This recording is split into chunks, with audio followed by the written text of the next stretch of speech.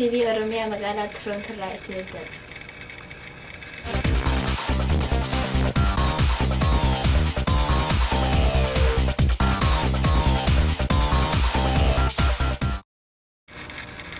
Akkam jirtan daawwattoota TV Oromiyaa kan magaalaa Toronto irraa isiniif darba. Sagantaan irra qabannee isiniif dhiyaanne akka armaan gadiiti. Kan duraa oduu Obbo Ahmed Sayyoon nuuf dhiyeessa. Kan lammataa Obbo Garbiin Gaafii fi Deebii Obbo Gaarummaa waliin godhe nuuf dhiyeessa. Hanga walitti deebinuu nagayaan nuuf tura. Ani Agartuu Shankifeeti.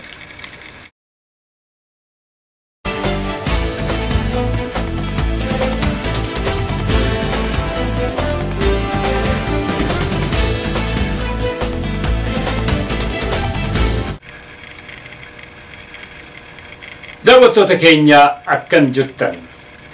Oduu guyyaa har'aa caamsa bultii 8 bara 2011 qabnu tan oduudhaan jalqabna.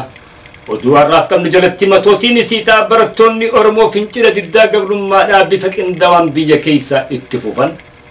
Yuunivarsiitiilee adda addaa keessatti mootummaan Itoophiyaa barattoota Oromoo hidhuudhaa fi ukkaamsuu itti fufte. Fincila diddaa gabrummaa babal'isuun uummanni Oromoo kibba Oromiyaa keessatti hiriira bahan.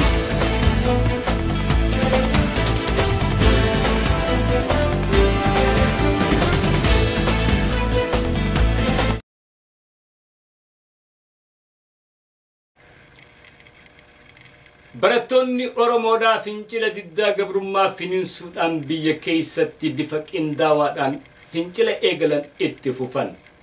Maqaa takkaafuu tuuta qeeroo jau jalatti gurmaa'uudhaan yeroo ammaa keessatti meeshaa takkaafuu qunnamtii ammayyaatiin karaa intarneetii fi feesbuukiidhaa fi akkasumatti websaayitii if danda'e kan qeeroo yoo banachuudhaan mootummaa Itoophiyaa sodaachisuu eegalan. Sosoinsa kanarratti oduu adda addaa facaasaa akka jiran yoo hubannu yeroo ammaan tana mootummaan Itoophiyaatis haala kana fashalsiisuudhaa fi ukkaamsuuf jettee bobbaa cimtuu eegalte.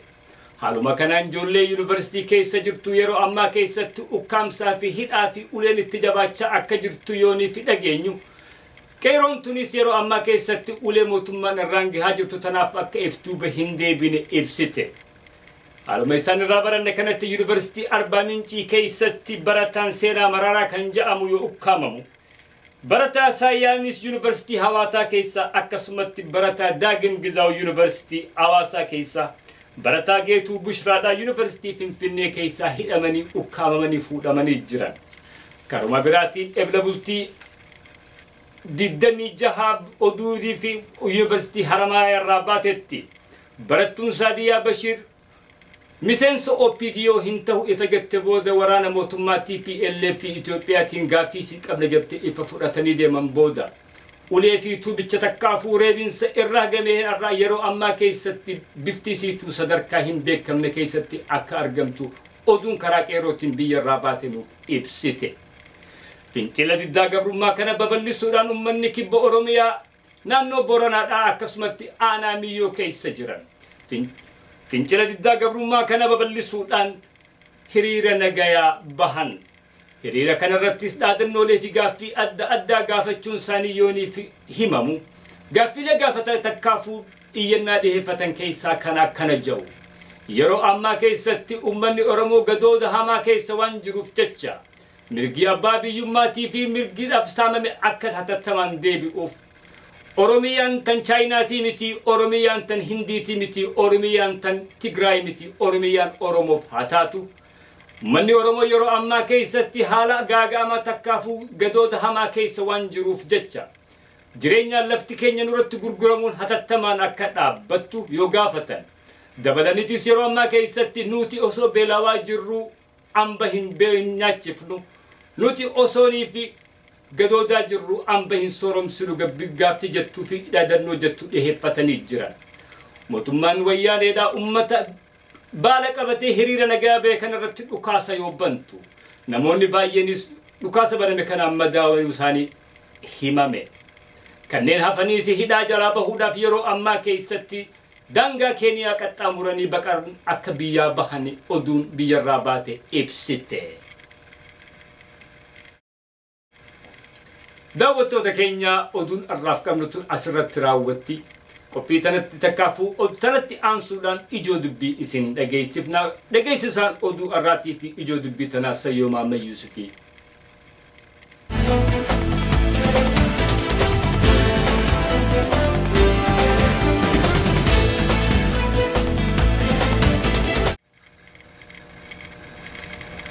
Seenarraa wanni barannu takka yoo jiraate sossoo'insa takkaafuu warraaqsa biyyoota adda addaa yeroo adda addaa godhamu keessatti mata duree tahee wareegama qaqqaalii kan kafalee dursu barattootaa fi dargaggoota.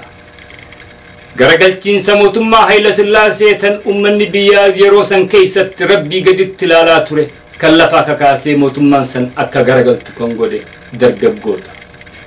Warraaqsa biyya adda addaa keessatti seenarraa akka gurruus tan hubannus tan barannus tanuma. Arraantana seenaa ija keenya duratti biyyoota Arabaa keessatti barreeffamaa jiru kana irraa wanni barannu yoo jiraatte sossoo'insa takkaafuu warraaqsa guddaa kana kan wareega kafalee fi bakkaan gahees dargaggoota. Nus dargaggoonni keenya haala addunyaa kanarraa addaa miti. Har'aantana dargaggoonni takkaafuu barattoonni Oromoodha. Diddaa gabrummaatii fi fincila gabrummaadhaa nuu gahe jechuudhaan arraantana qophiin takkaafuu sossoo'insi isaan godhaa jiran kuni kan mootummaa Itoophiyaadhaa akka malee sodaachisee wareerse. Nu hawaasniitii fi uummanni Oromoodhaa waan kana akka salphatti ilaaluu hin qabnu.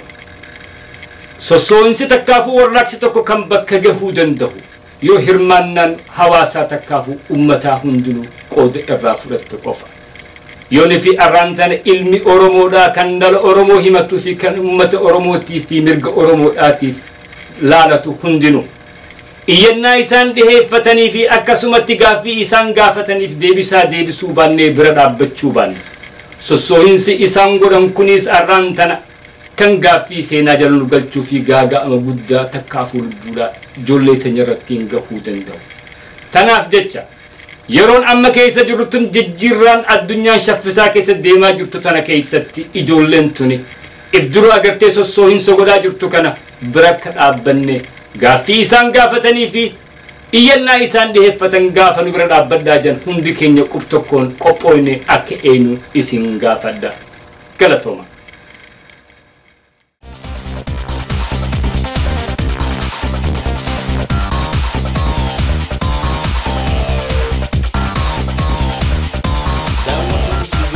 Akkam jirtan nagaa jecha akkuma addee agartuun sagantaa duraan nu ibsitetti yeroo ammaan tana kan qabannee isinii dhiyaan obbo Gaaromaadha. Akkuma agartanitti obbo Gaaromaan waajjira isaaniitti nu afeeranii dhufanii asitti argamaniiru.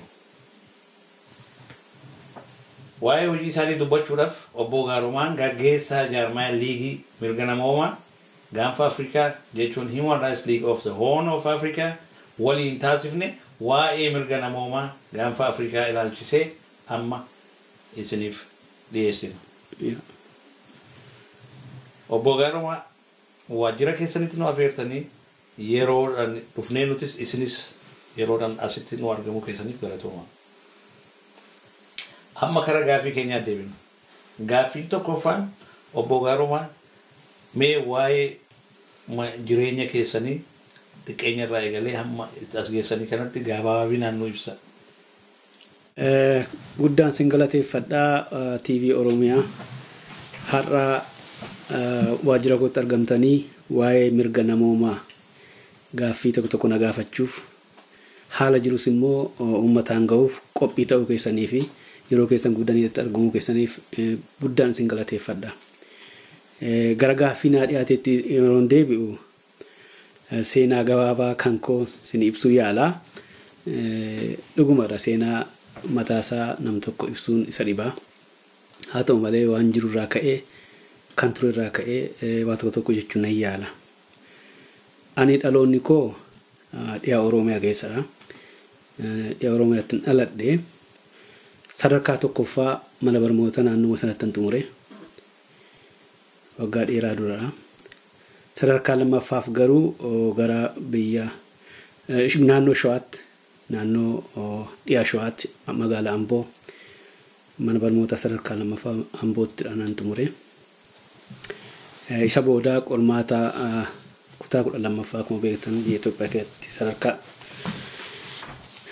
biyyaatti kan kennamu sana erga darbe booda magaalaa Finfinnee yuunivarsiitiin seenee ture. Dura kolleejjiin seenee achi yuunivarsiitiin darbe. Achi ergaan xumuree booda itoon turiin iskoolaarii biyya Raashiyaa argadheen biyya Raashiyaatti ce'ee jechaadha.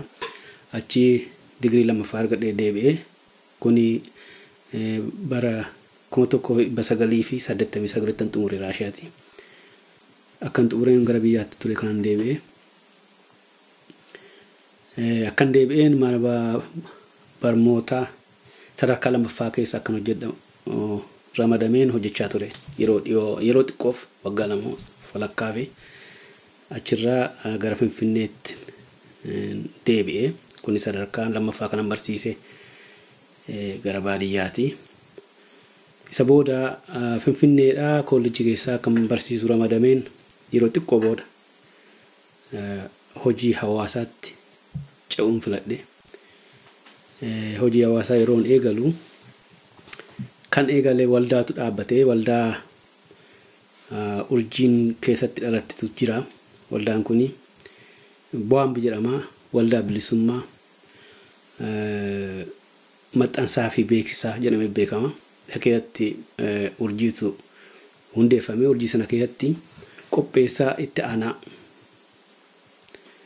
ta'een jalqabe hojii.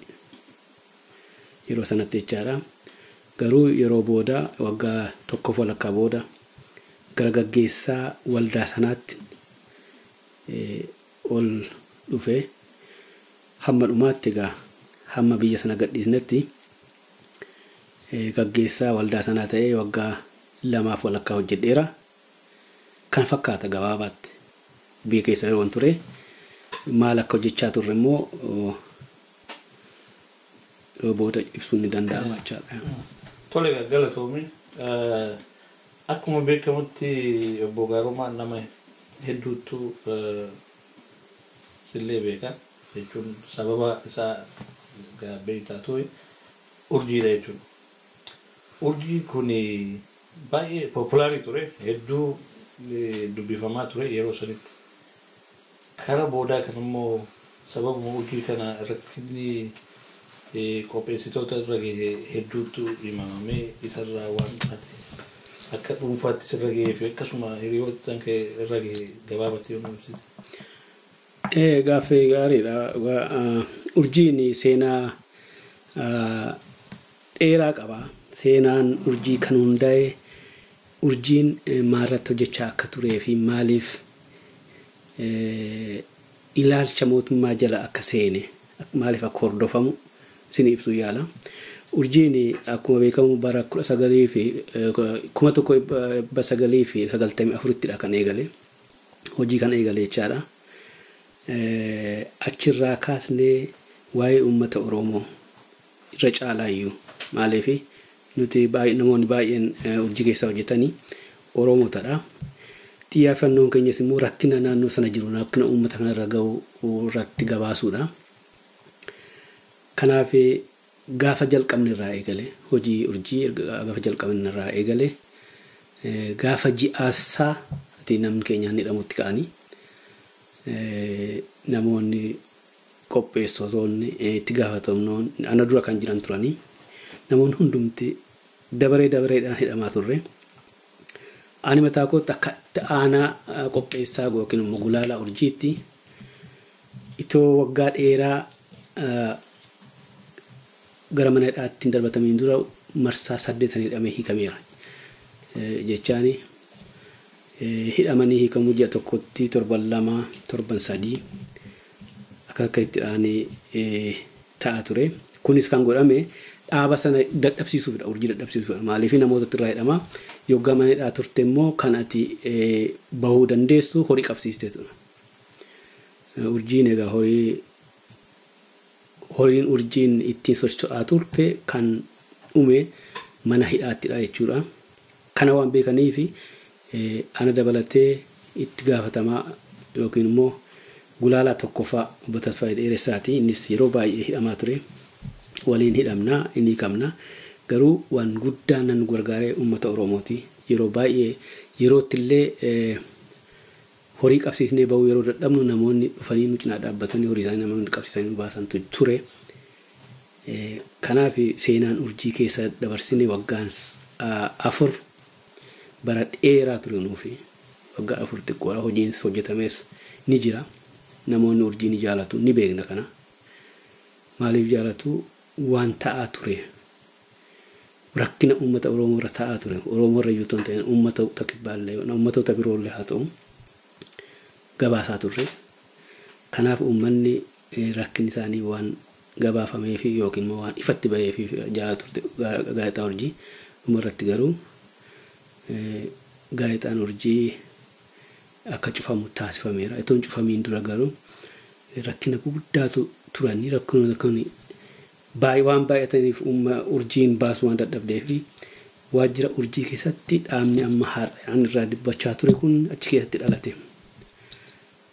Dhaabni kun kan bu'uureffame tokkoffaa kan yaada isaa dhiyeesse anaadha yoon jedhee maa tokko wannoon fan ta'uu hin danda'u dhugaadha. Achitti yaadni isaa dhiyaate namoota Oromoo ta'an namoota biroollee namoonni dhimmi uummata rakkina keessa jiru isaan ilaalutti waan himeef dhaabni sun achitti dhaabbate jecha namarraa isliig jedhamee dhaabbate. Gabaabaatti kana fakkaata ture seenaan urjii yoo haasa'u barbaanne yeroo dheeraan dura fudhata. Kanaaf gabaabaatti kana fakkaata.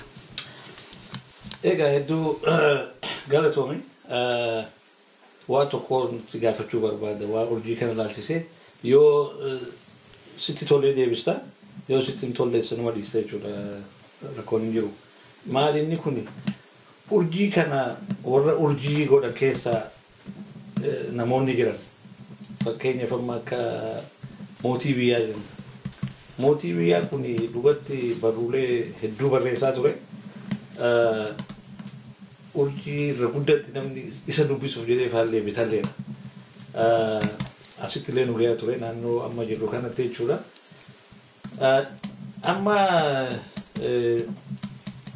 obbo mootii biyyaa kun naannoo biyyaa jiru moo eessa naannoo kana jiraate jechuudha dhuma dhageenye garuu waan Oromoo kana keessatti hedduu yoo maqaa biraatti jiraatan beeku garuu maqaa saniin dhagahamaa hin jiru. Maaltu isa qabate haalli maaltu? Egaa akkuma maqaa dhoofte namoota urjii irratti barreessan keessaa mootii biyyaa nam tokkodha. Dhuguma namoonni hedduu jiru. Namoonni yeroo sanatti ka'anii fedhii isaaniitiinis haa ta'u yookiin immoo gaaffiin dhiyaatee fi urjii irratti barreeffama adda addaa barreeffama gaarii ta'an barreeffama dhugaa of keessaa qaban namoonni barreessanii urjii irratti maxxansan ni jiru. Isaan keessaa mootiin nam tokkodha. Mootiin galatoomu barreeffamoota adda addaa waan gaggaariidha ture urjii irratti maxxansiisaa ture yookiin maxxansaa baafii kan ture. Kuni urjiidhaan dhugumaraa urjiin akka jaalatamtu kan godhe keessaa oduu nuti qabannee baanu qofaayyuu osoo hin ta'in yookiin immoo gabaasa nuti bakka addaatti argannee gabaasnu qofaa osoo hin ta'in barreeffamoonni achi keessatti barreeffaman murteessoo turanii. Kuni sadarkaa sanarraan akka gaazexaa kana gahuu danda'eera yookiin immoo taasiseera jechuudha. Mootiin madhaadhaatii akka bahetti gara Kanaadaa akka dhufe nin beeka. Nutis egaa mootiin erga biyya keessaa bahee gara waggaa 4 madhaadhaa keessa erga turre booda as dhufne Kanaadaa jechaadha. Mootiin qunnamuu yaalleerra yaaleen turanus qunnameeras magaalaa Torontootiin aladha kan jiru. Kanaaf mootiin biyya kana keessa akka jirudha. Urjii akkuma beektan asittis erga dhufnee eegalamee ture urjiin xiqqoo rakkina adda addaatiin itti fufuu hin dandeenye. Mootii qunnamee waa'ee kana ibsuuf yaaleen ture. Innis akka yeroo sana qubachuu hin dandeenye qubachuurra akka jirudha. Isa booda garuu walitti deebi'uu hin dandeenye bakka jijjiirratee natti fakkaata. Malee biyya kana keessa jira. Kanaaf ammas gara fuulduraatti qunnamuu nan yaala. Maaliif mootiin wajjin adda baanee hafuun waan ta'u natti fakkaatu. Tolega galatomi amma kara hojii amma itti jirtutti deebina hojii amma itti maqaan kee hedduu waliin tidaamu kunis waa'ee liigii kanaa jechuudha Human Rights League kana akkuma beekamu dhaabni liigii mirga namooma gaafa Afrikaa dabree ibsa adda addaa baasaati jira inni gaa isuma waliin agarru jechuudha waa'ee mirga qabiinsa ilmaan Oromoo ta'ee fi akkasuma sabaaf sablammoota biraa kan Itoophiyaa keessa jiran akkasuma naannoo san jiran jechuudha. Isa kanarratti wanni nama hedduu dhibu akkaataa isin oduu kanatti argattanidha. Oduu kana akkamitti argachuu dandeessan?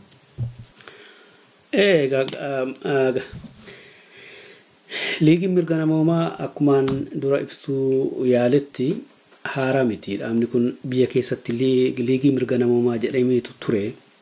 Waggaa tokko erga hojii jalqabnee booda irraa hidhamne namoonni liigii kana keessaa hojjetanis urjii keessaa hojjetanis mana hidhaa galanii yeroo sanatti dhaabni kun dadhabee isa boodayyuu biiroo dhaqanii biiroo keessaa qabeenya isaa hunduma saamanii turan mootummaan Itoophiyaa erga saamee booda balbala kana cufeera.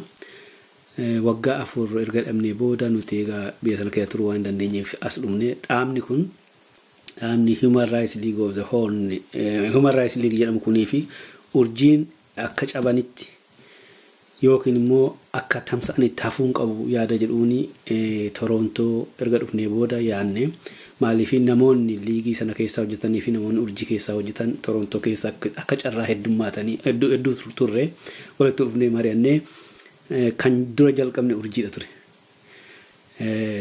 Urjii jalqabne isa booda garuu Human Rights League kana jalqabuu fi gaaffii tokko nutti ka'ee maaliif nuti reef haaraa waan dhufnuufi nama biyyaa ta'uu qabna yookiin immoo citizenship argachuu qabdu kan jedhamutu dhiyaate.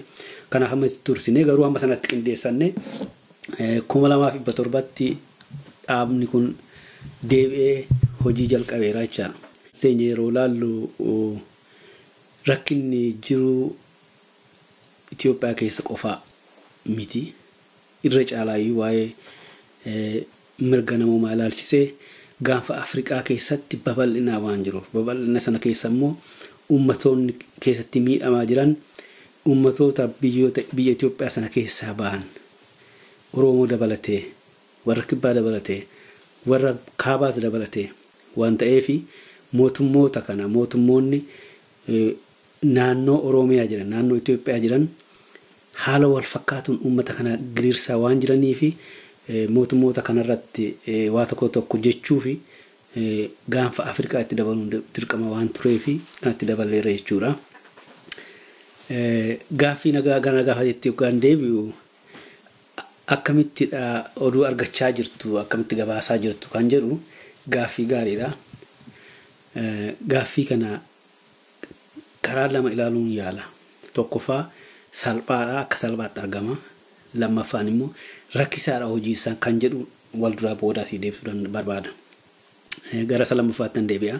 Hojiin akkasii kun irra caalaayyuu waa'ee mirga namoomaa irratti yoggaa gabaasa dhiyeessinu salphaa miti. Gabaasni dhiyaatu kun nam tokkoof yookiin nam lamaaf yookiin immoo gartuu murtaa'e tokkoof osoo hin ta'in kan tamsa'aa jiru yookiin immoo kan dhiyaatu biyya addunyaa irratti faca'aa jira.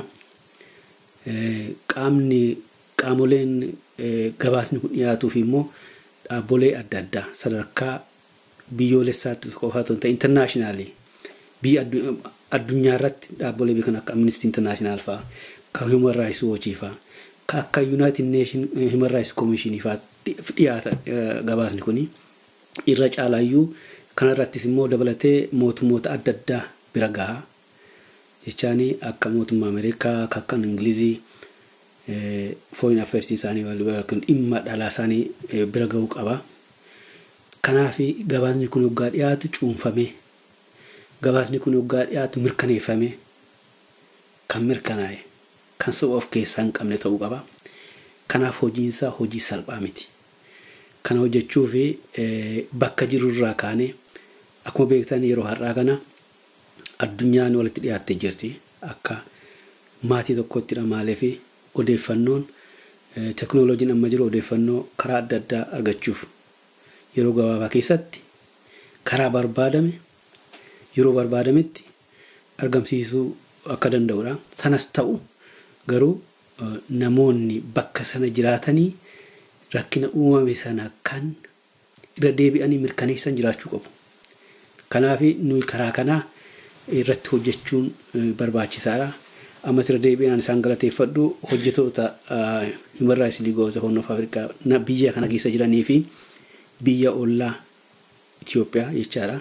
Biyya adda addaa keessa gaanfa Afrikaa keessa nuti gaanfa Afrikaa jennee biyyoota lakkaawachuu dandeenyu 7dha. Biyyoota sana keessa jiran gabaastota keenya biyya Itoophiyaa dabalatee guddaan isaan galateeffadha.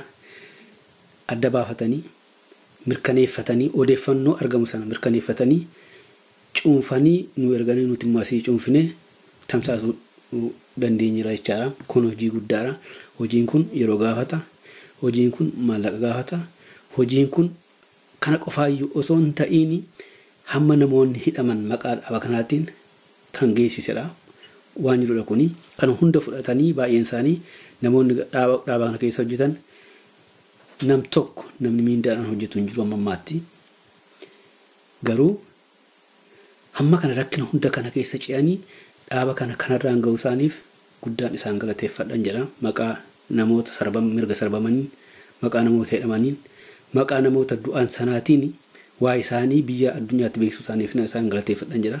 Kanaaf kun karaa kanaa kan gaafatu inni tokko inni guddaan fedhii hojii kanaaf qabaachuu. Hojii kana qabaachuu jechuun immoo fedhii hojii kanaaf qabaachuu jechuun immoo maayichaadha. Hamma danda'ametti akka maqaa dhaaba kanaa hin xureeffamne akka dhaabni kun gabaasa dhugaa ta'uusaa mirkaneeffachuutti kan isaan dandeessise jechaadha. Lammaffaan immoo fedhii qabaachuu jechuun maayichaadha. Kan agarsiisu namoonni hundi keenya kanarraa eegalee jechaadha. Dhaaba kanaaf kan jennu miindaa tokko malee hojjechuun keenya fedhii guddaa qabaachuu keenyadha. Kanatu dhaaba kana hamma kana guddinarraan ga'eera jechaadha. Fedhiidhaan waan hojjetamuufi dhaabni kun guddinarraan ga'eera. Amma kana sadarkaa kanarraa ga'uu danda'eera. Kanaaf kun karaa kanaati. Isa lammaffaa san jedhe oduu akkamitti argachuu dandeessuun jedhametti deebi'aa inni salphaadha yeroo har'aa unuuf. Maaliif nuti oduu kan argannu oduu hin midnu. Oduu kan argannu maddi oduu keenya yookiin maddi odeeffannoon keenya uummata rakkinni irra ga'eedha.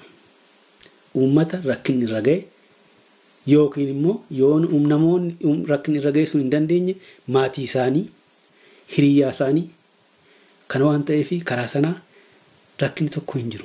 Maaliif yeroo har'aa Human Rights League of the Horn of Africa jedhamu kun irra caalaayyuu biyya addunyaa irratti dhaabni kun beekamaa jira. Irra caalaa immoo naannoo gaanfa Afrikaa irratti fudhatama guddaa argateera.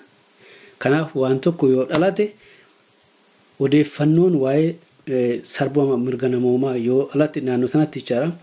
Namoonni yookiin gabaasota keenya qunnamu yookiin immoo jaarmaa waajjira kana qunnamu jechaadha. Hojiin keenya maalidha? Irra deeminee adda baafachuudha. Mirkaneeffachuu qofa ta'a jechaadha. Kanaaf yeroo har'aa kun akka salphaatti waan argachaa jirrudha. Yeroo har'aa biyya Itoophiyaa keessatti kan hojjetamaa jiru, biyya keenya keessatti kan hojjetamaa jiru ta'aa jiru, waa'ee mirga ilaalchisee jechaadha. Jibuutii keessatti hojjetamaa jiru waan ta'aa jiru yeroo xiqqoo keessatti argannaa jechaadha. Kan nuti hojjechuu qabnu irra deebinee nama qaama sadaffaarraa adda baafachuu qofaadha. Kan fakkaataa jechaadha. Kanaaf rakkinni hojiinsaa guddaadha. Rakkisaas miti jechuu barbaadeen galatoome. Galatoome dhugatti hojii guddaa hojjechaa jirtanii. Gaaffii biraa kan qabu waa'ee namoota hedduu biratti waa'ee mirga namoomaa kun akka itti ilaalamu akka laafatti ilaalamu akka salphatti ilaalamu. Isa kana natti fakkaata beekumsa dhabuurraa malee waan biraarraa miti. Mee mirga dhala ilma namaa namoomaa jechuun kun maal jechuun inni maal hiikaa isaa tu'u?